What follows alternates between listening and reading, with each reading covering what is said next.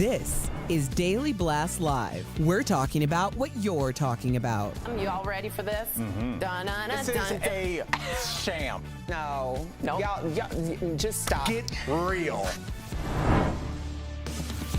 Welcome to DBL, adjusting the mics here. How are you guys? Good. Happy Friday. As I'm sure you've all heard, maybe you haven't, former President Donald Trump became the very first president in United States history to be indicted. A New York grand jury voted to indict him over hush money payments made to adult film star Stormy Daniels back in 2016.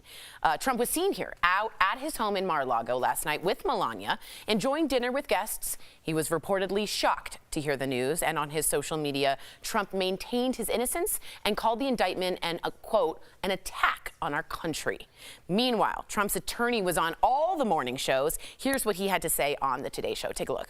This is a historic case, a monumental case, a case that will have wide-reaching ramifications. And it really, today, I feel very concerned about the rule of law in this country because it endangers the rule of law for all Americans. Today it's Donald Trump. Tomorrow it's a Democrat. The day after it's, I don't know, your friend. The day after that it's you or me. You know, President Trump will not take a plea deal in this case. It's not going to happen. There's no crime. I don't know if it's going to make the trial because we have substantial legal challenges that we have to front before we get to that point. Okay, well, we have a lot of questions about the case, as I'm sure you do. And what do? We go straight to the source. Yeah, Al, tell us everything. We're going to New York public defender and former candidate for Manhattan DA. You also, and claps for this, may recognize her from both Survivor and The Amazing Race. Ladies and gentlemen, please welcome attorney Eliza Orlins. So cool. Hi, Eliza. Hi, so great to be here with you guys. Eliza, I'm glad you got snaps for Amazing Race and not for running for DA of Manhattan. Survivor. Just Survivor. Yeah. But great to have you here. We got some questions for you. Survivor questions. So what was it like on that island? Oh, yeah, back to Trump. All right, let's get back to it. So, Eliza, what do you know about the charges in this case? What could you tell us about them? So I'm as in the dark as the public. We've heard that there are 34 counts on this indictment and that the charges stem from the hush money paid to Stormy Daniels via Michael Cohen. So, you know, we expect certain charges to come down, but just like the public, I will find out the same time Trump does, the same time everyone else does, when this indictment gets unsealed, when he's arraigned on it, which we're hearing is going to be Tuesday. All right. Well, you know, we just heard from Trump's attorney, and this case is no slam dunk by any means. What are the possible holes that might be in the DA Alvin Bragg's case? Well, you know, Alvin Bragg is relying on witnesses who have made a lot of public statements, people like Stormy Daniels and Michael Cohen, who've appeared on podcasts and TV shows, and they have said a lot of things. And keeping your story straight and making sure you make the exact same statements every single time is tough for a witness. And Joe Tacopina, I know him as an attorney. I've seen him try cases. He's an incredibly talented attorney. He will certainly subject them to very harsh cross-examinations, assuming they testify at the trial. And it sounds like there will be a trial because he says Trump does not intend to take a plea. Yeah, it seems like we're going to trial here. Can I just talk to you about what everyone's asking? Let's talk about what happens next. Will Trump get arrested, or do you think he'll come in a back door and surrender? Will we see a mugshot? Will he get fingerprinted and that sort of thing? And also, will he bond out? Meaning, will he be in a prison cell once he surrenders himself? I know that's a lot of questions. Okay, let's get one more question. Okay. So those are great questions. Thank and I know you. those are things everybody's thinking about. And I think there's a lot of salivation over, oh my gosh, we're going to see a perp walk. We're going to see Donald Trump arrested. We're going to see him in handcuffs. That is not the case. Agreed. Yeah. He's going to surrender. This is what's called an NA indictment, a no arrest indictment. He's been indicted before being arraigned in criminal court because this was a long-term presentation. And so he will arrange for a surrender. He will walk into the courthouse. I doubt we will ever see him in handcuffs. But part of the process when you are arrested in New York City criminal court or charged with a crime is you must have a photograph taken and you must have fingerprints taken because they go into a database.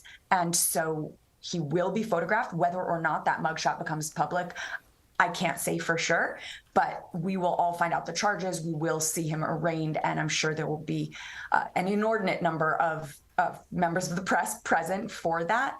but there aren't recordings in the courtroom. This won't be like the Johnny Depp trial or the Gwyneth Paltrow trial where you're seeing video recordings in the courtroom. That doesn't happen in our courthouse. And very quickly, just to, sorry to jump in here, can he bond out? Meaning, will he be in prison, in jail, or will he be able to go home?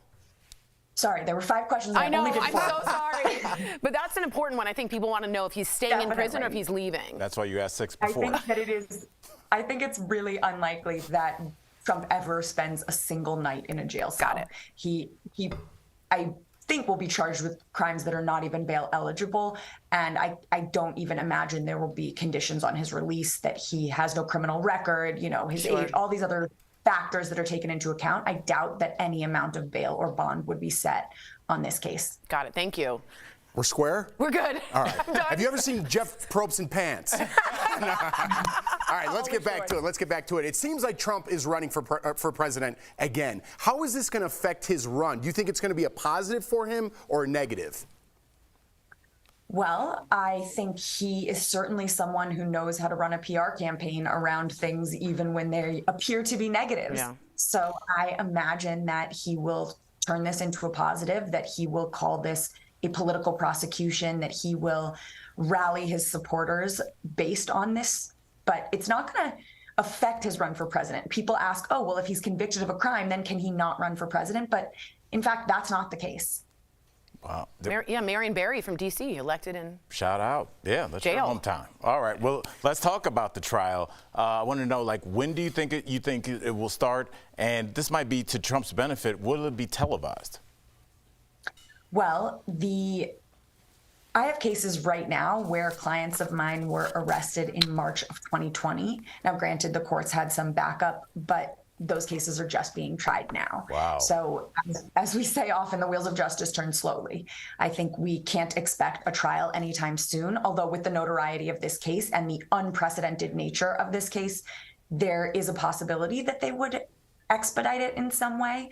But I can't imagine. I mean, they'll still have to go through a great deal of pretrial litigation, motions and other things, et cetera, that I can't imagine it happening anytime soon.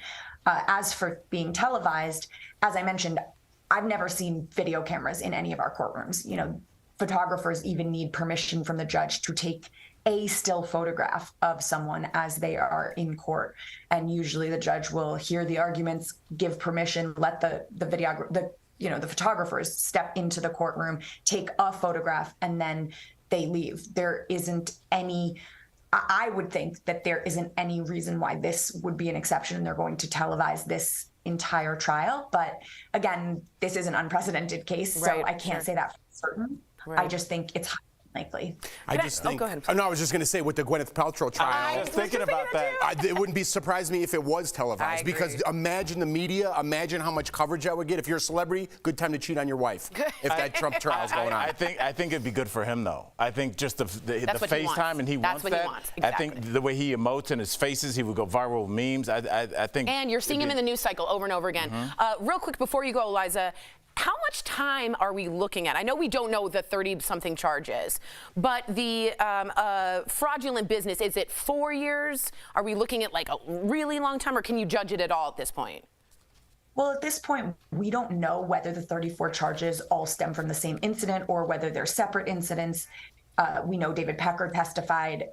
People saw him leaving court last week. So it's unclear at this point whether those would be running consecutively if they're different crimes. But I think it's extremely unlikely that Trump will ever see a single day in a jail cell based on the charges out of Manhattan. I think that this would be something along the lines of a fine or probation or something of that nature, not years in state prison. Interesting. And then we have other cases that are going to be brought up, of course, the Georgia case. We have classified documents. So it's sort of the tip of the iceberg here. Eliza, thank you so much for being here, answering all our questions.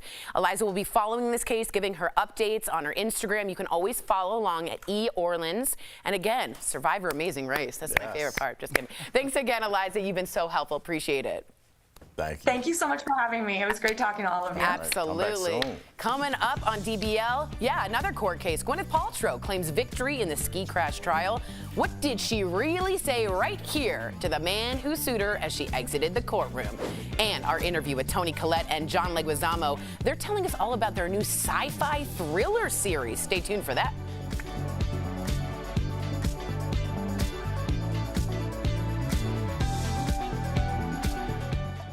Somebody roll the clip. Let's make sure we have Jeff's sex tape. Wow, things are getting spicy here at DBL. Cold-hearted snake, look into his eyes. Let's roll that again, everybody. But that's cool. Because I'll tell her to at noon. She doesn't know. She never does this. Oh, okay. Because she I should know feel she's comfortable on TV because she's done those shows, but Right. this isn't something she's ever done. Got it. Okay, It good. was probably the first time she's ever done this. She was really good. She was great, I thought. I always look for answers that I can So she's understand. probably thinking she needs to be newsy. and Right, she doesn't need to straight, be, But I'll tell right. Michael to tell her she Perfect. can be a little looser with it. Yeah. But I'd rather that for your first time, and I just felt like she explained it very Succinctly, right. which was not well done. No, that you didn't I say said that succinctly, which is the opposite. But I will say, Al, I agree with her on the jail time for this. But just know that, again, this is the tip of the iceberg. So expect to see charges in the Georgia election interference and possibly racketeering classified documents. Do you that think got those would overlap?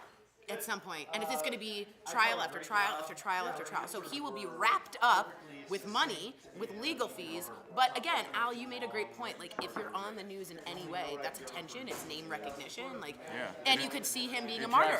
You know, campaign totally. donations too. Yeah. You know, like, oh, they're dragging him through the mud. I don't want to see my president like that. Like, right. But in every action. Yeah, there's right. So there's going to be an interesting take on this. I hope it's not televised. I hope it's not a circus. How would it not be? It's like, oh, yeah, How would it not be a circus? Without it being televised. It's not judgy. We've been covering Gwyneth Paltrow for 8 days in a She's row. not a former president. We've I know, but that's my never had- point. Yeah, but I can't imagine they'd have a camera in there. I can't imagine, even though he wants it so badly. Yeah, I I mean, just but there'll can't be imagine. cameras going in and out, statements every day, courtroom sketch artists, I'm assuming. So in the sometimes they can. It's up to the judge's discretion. But apparently, there's never been video I was cameras just thinking, in her courtroom. I think if there was a Gwyneth Paltrow Trump cam, it would be the most viewed thing of all time. Corey, Terry.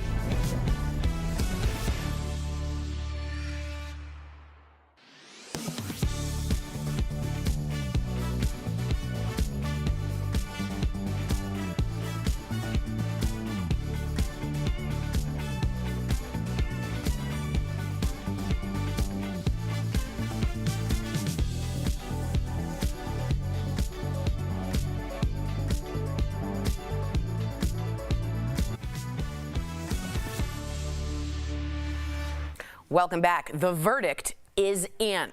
After an 8-day exhausting trial for us, a jury ruled in favor of Gwyneth Paltrow and found her not liable for a ski crash that happened in 2016.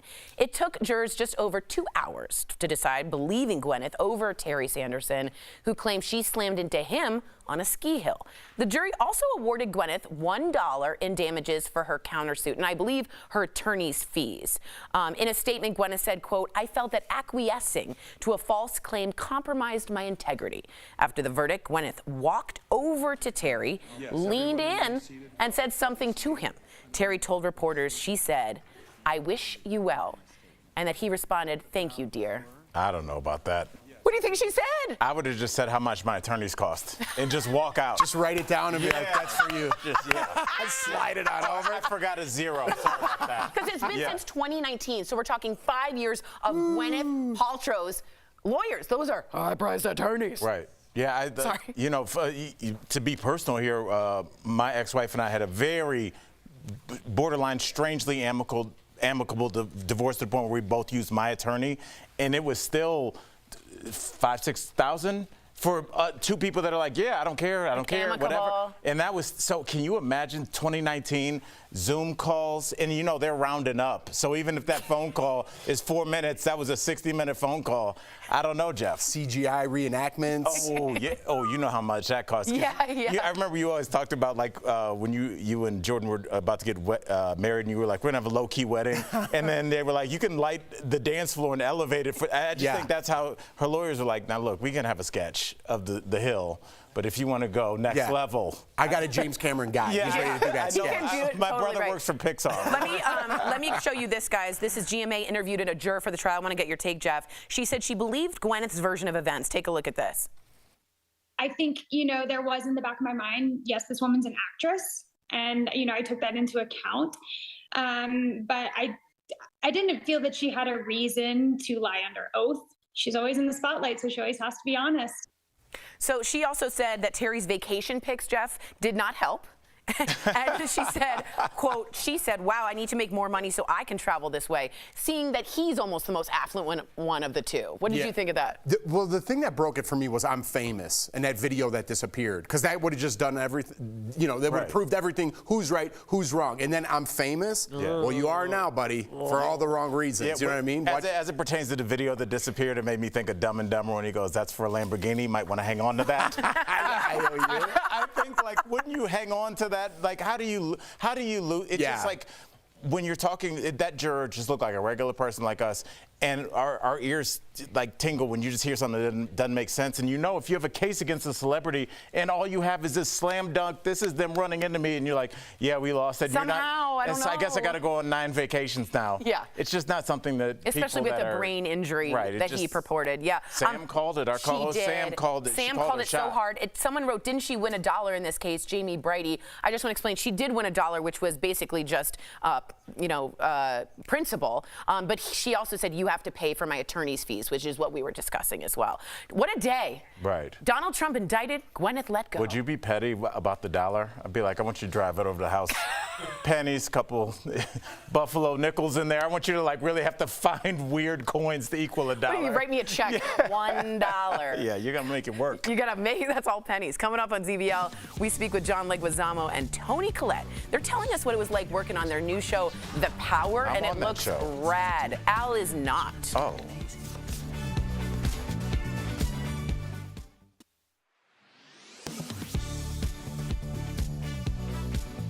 The wheels on the bus go round and round, and apparently the 3 lines on the side of the bus have a purpose.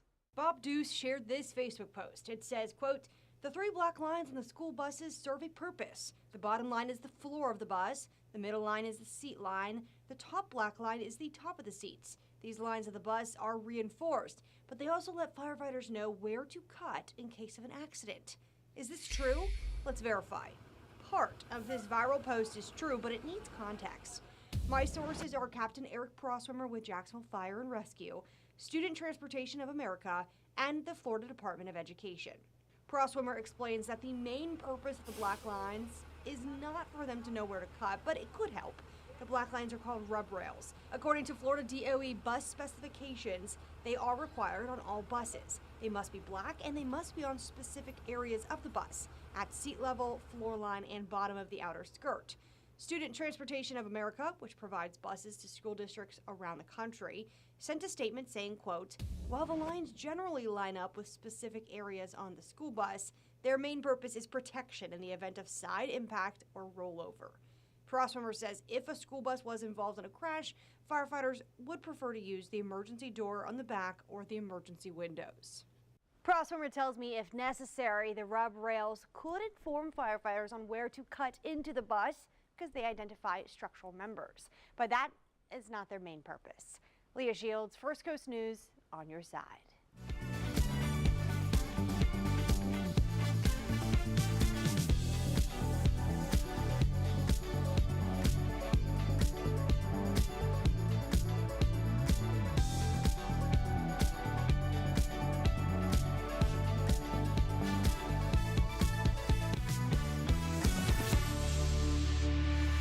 Welcome back to DBL. She's an Oscar-nominated actress, and he has one of the most recognizable voices in Hollywood.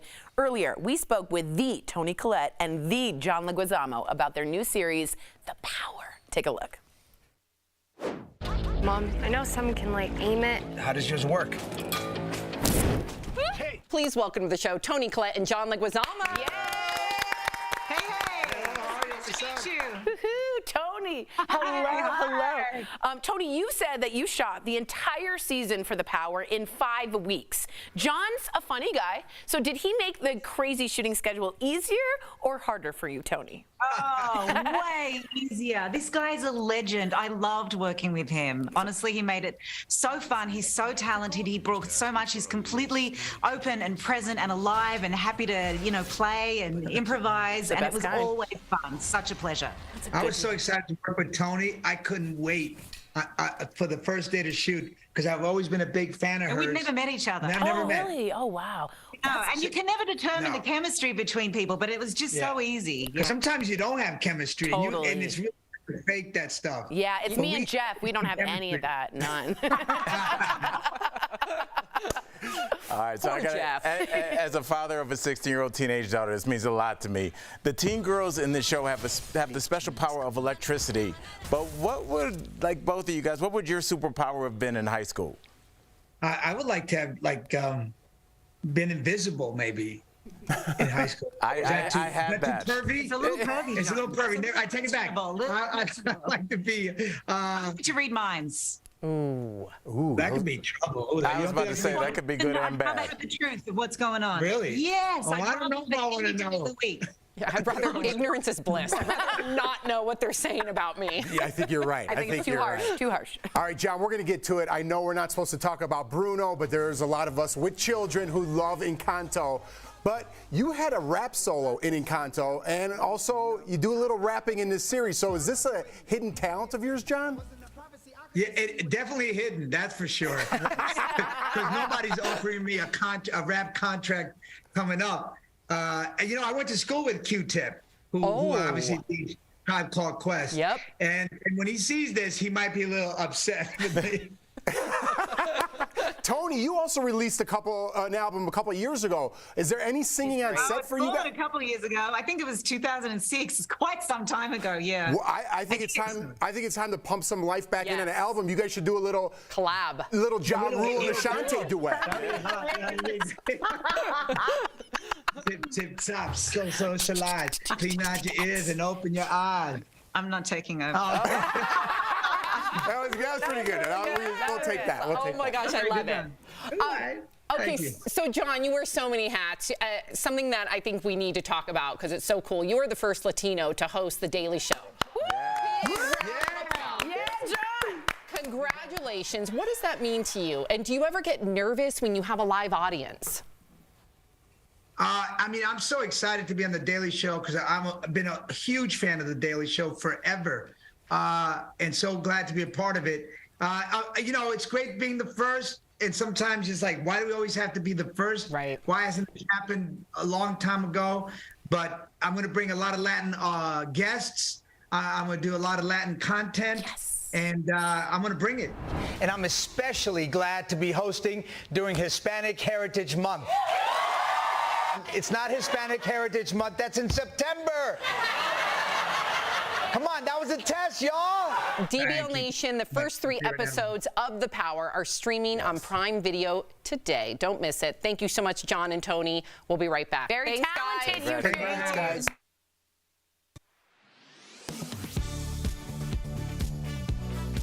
And as violent crime continues, some say hiring more police officers is the solution. When we have more police officers, crime does go down. So, let's verify. Do more police officers result in less crime?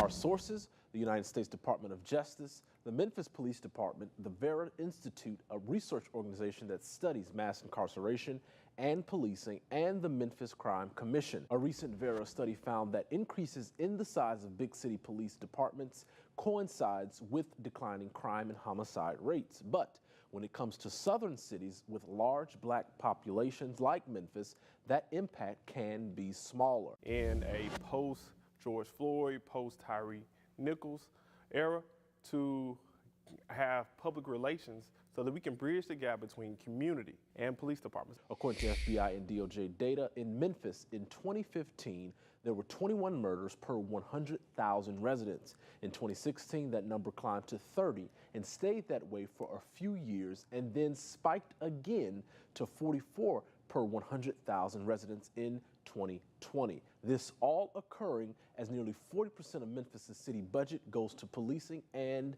public safety, which is more funding than cities like Nashville or Louisville. So yes, increasing the size of a police force by offering better incentives like higher pay and expanded benefits can lead to a decline in crime rates. But the Department of Justice found that was only successful based on the organizational style of the police department, meaning the more visible police officers are in the community, the more likely there is to be a decrease in crime. With your Verify, I'm Jay Shakur.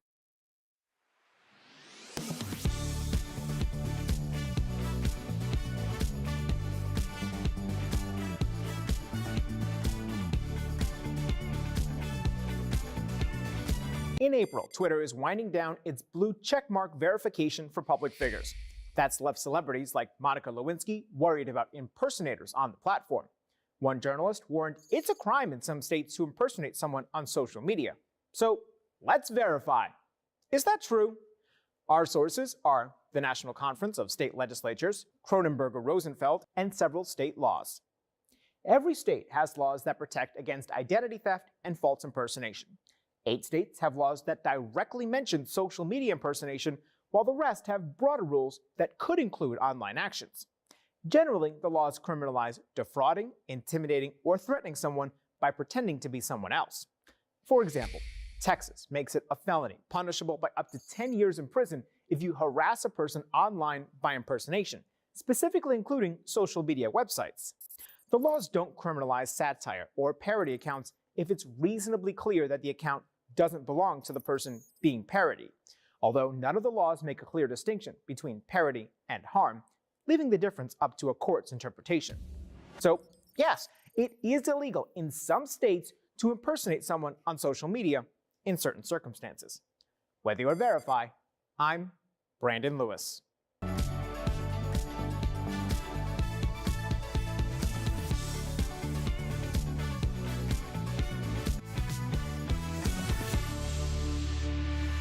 Welcome back. If you're washing your car this weekend, there's some things you can do to get the best clean possible. That's today's Auto Alert, sponsored by Ox Car Care. First up, use a clean cloth every time. Once it's dirty, have another one ready to use. Next, never let your car air dry, because you're going to get those water spots and it will damage your car over time. Finally, if you are waxing, don't use too much. A little goes a long way. And remember to wax on and wax off. Ox Car Care is dedicated to providing you with an amazing auto protection plan experience that works with your budget. So if you're looking for better car care, give them a call at 1-800-946-5040. This is about Toni Collette and John Leguizamo. We got Jamie, who just wrote us in. He is over the pond, I think, in London. And he just said, I just started to watch The Power. That's their show this afternoon. I'm really enjoying the series so far. All right. I think it's across the pond. What did I say? Over the pond. Yeah.